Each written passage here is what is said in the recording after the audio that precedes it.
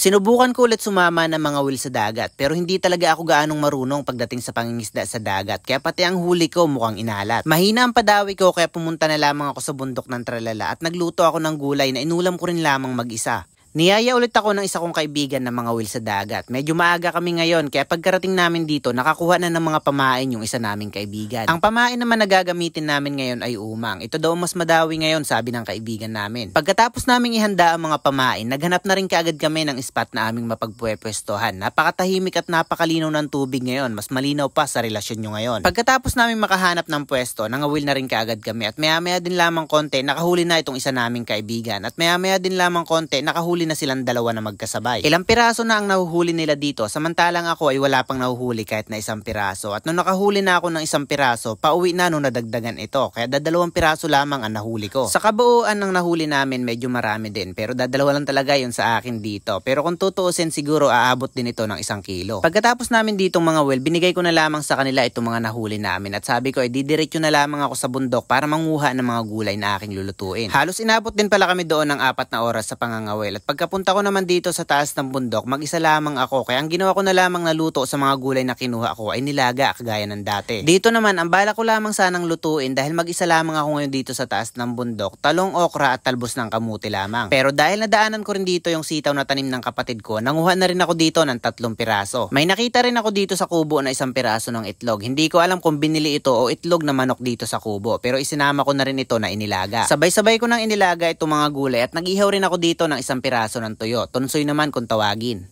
Okay, ayan, kain tayo. Ulam ko ngayon, merienda na panghapunan. Tapos sausawan ko dito, syempre, favorite din. Patis na may kamatis, tapos nilagyan ko na rin ng sibuyas at sili. Sa kamatis, pinipisa lang talaga. Mas malasa, mas masarap. Ganyan. Kaysa hiwain. Masarap kumain dito sa labas eh. Sili, pisain din natin. Ganda ng pagkadurog mo, ano. Uy. Para ganado kumain, dapat may sili. Okay, kain po tayo. Kakagutom naman talaga ako. Talbos ng kamote. Ang tinalbosan kong kamote, yung galing sa ano na, yung kamote na galaman. Sarap.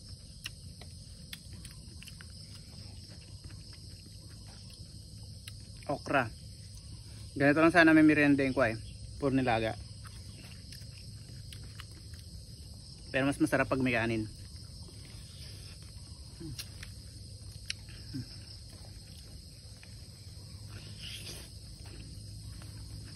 May nakita akong 1 pirasong itlog. Tinatabi yata ni mama. Nilaga ako na rin. Palipas na rin yung mga talong. Pero para sa akin, kasarapan lang itong ganito kalalaki. Yan, oh. Pagbukas mo walang uod. Pwede mo nang isubo na minsanan. Pero syempre hatiin ko lang.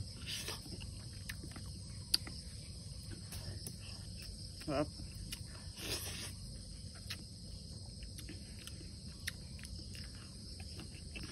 Tamis makatas yung kamatis. Ganyan maganda sa kamatis yung makatas. Talong, bukas ulit. Okay, wala. Wala siyang wormies. Okra, pwede na 1 subo lang.